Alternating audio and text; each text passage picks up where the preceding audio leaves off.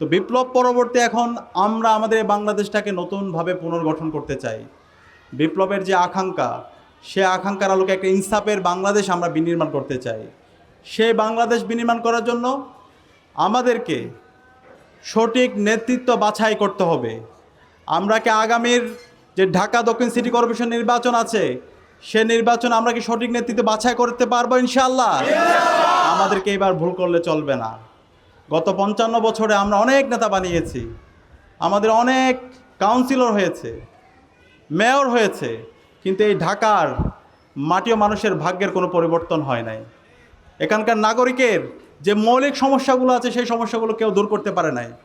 তারা নির্বাচনের আগে অনেক চমৎকার চটকদার কথা বলেছে, নির্বাচনের পর আর কাউকে খুঁজে পাওয়া যায় নাই। আজকে আপনাদের জন্য যে মেডিকেল ক্যাম্প আয়োজন করা হচ্ছে, এটা কিন্তু রাষ্ট্রের কাজ। রাষ্ট্রের কাছে আপনারা ট্যাক্স দেন না? রাষ্ট্রের কাজ হচ্ছে আপনার প্রত্যেক নাগরিকের দুয়ারে গিয়ে স্বাস্থ্য সেবা নিশ্চিত করা। আমার মা বোনরা এখানে আসছেন, এখানে আমার চাচারা আসছেন, আপনাদের সম্পূর্ণ ফ্রিতে ট্রিটমেন্টের দায়িত্ব হচ্ছে রাষ্ট্রের এবং সিটি কর্পোরেশনের। আপনারা সিটি কর্পোরেশনের কাছে ট্যাক্স দেন, রাষ্ট্রকে আপনারা ট্যাক্স দেন, কিন্তু রাষ্ট্র সে আপনার সেই টাকাটা অন্যভাবে সে দুর্নীতি করে, সে টাকা দিয়ে পুকুর চুরি করে, হাজার হাজার কোটি টাকা তারা লোপাট করে দেশের বাইরে গিয়ে তারা এই টাকাগুলোকে পাচার করে। তো সে কারণে এই ধরনের অসৎ নেতৃত্ব যদি আমরা আবার বাছাই করি, তাহলে আমাদেরকে আরও কঠিন মূল্য দিতে হবে। এবার আর ভুল করলে চলবে না। আমাদেরকে এমন নেতৃত্ব বাছাই করতে হবে যারা আপনাদের কাতারে থাকবে, যারা আপনাদের সেবক হবে, যারা কখনো আপনাদের কথা বলে যাবে না, কঠিন সময়ে জনতার কাতারে মিশে যাবে। আমাদের বাংলাদেশ জামাত ইসলামের আমিরে জামাত ডাক্তার শফিকুর রহমান, তিনি কখনো কি জনতাকে ছেড়ে গিয়েছেন? সেই ফেসিবাদী সময়ে সবসময় তিনি জনতার কাতারে ছিলেন। বাংলাদেশে যখন দুর্যোগ নেমে এসেছিল, সিলেটে দুর্যোগ এসেছে, তিনি জনতার কাতারে ছুটে গিয়েছেন। ফেনীতে দুর্যোগ হয়েছে, সবার আগে তিনি জনতার কাতারে ছুটে গিয়েছেন। চট্টগ্রামে দুর্যোগ হয়েছে, বন্যা হয়েছে, তিনি জনতার কাতারে মিশে গেছেন। উত্তরবঙ্গে বন্যা হয়েছে, তিনি জনতার কাতারে মিশে গেছেন। এই ধরনের নেতৃত্বকে যদি আমরা বাছাই করতে পারি, তাহলে বাংলাদেশ পথ হারাবে না ইনশাআল্লাহ।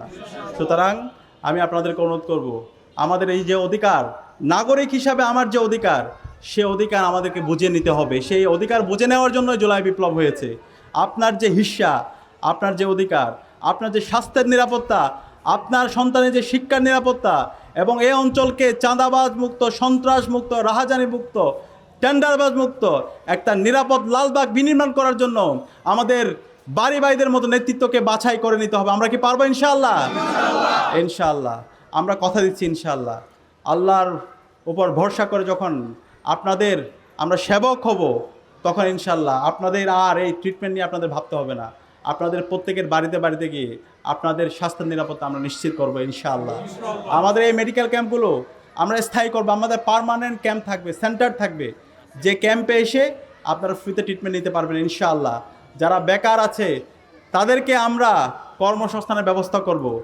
তাদের জন্য আজকে আমাদের বাংলাদেশে যে রিসোর্স আছে, এর মধ্যে অন্যতম রিসোর্স হচ্ছে আমাদের হিউম্যান রিসোর্স, আমাদের মানব সম্পদ। আমরা তাদেরকে সঠিকভাবে প্রশিক্ষিত না করার কারণে তাদের থেকে যেভাবে আমাদের আউটপুট আসা দরকার সেটা আমরা পাচ্ছি না। আমরা কথা দিচ্ছি ইনশাআল্লাহ আমাদের তরুণদেরকে আমরা প্রশিক্ষিত করে তাদেরকে মানব সম্পদে আমরা রূপান্তর করবো ইনশাআল্লাহ। সঠিক যদি পরিকল্পনা থাকে, দক্ষ যদি নেতৃত্ব থাকে, তাহলে এই ঢাকা দক্ষিণের সামগ্রিক অবকাঠামোগত উন্নয়ন, ঢাকা দক্ষিণের যে মৌলিক সংকটগুলো আছে, এই সকল সংকট চিরতরে পরিবর্তন করা সম্ভব ইনশাআল্লাহ। আমাদের যদি আমরা দেখি আজকে চায়না, তারা 10 থেকে 15 বছরের মধ্যে তাদের মৌলিক সংকটগুলো তারা সমাধান করে ফেলেছে। মালয়েশিয়া, ইন্দোনেশিয়া, সিঙ্গাপুর, এই রাষ্ট্রগুলো আমাদের সমসাময়িক সময়ে তারা স্বাধীন হয়েছে, কিন্তু আজকে তারা তাদের অর্থনীতির মাধ্যমে, তাদের নগর ব্যবস্থাপনার মাধ্যমে তারা একটা অনন্য উচ্চতায় চলে গিয়েছে। কিন্তু আমাদের বাংলাদেশ 55 বছর ধরে সীমাহীন দুর্নীতি, চাঁদাবাজি, রাহাজানি, মারামারি, হানাহানি এবং নেতৃত্বের অযোগ্যতার কারণে আমরা বারবার আমাদেরকে মূল্য দিতে হয়েছে। সুতরাং বিপ্লব পরবর্তী এখন আমাদের সুযোগ এসেছে।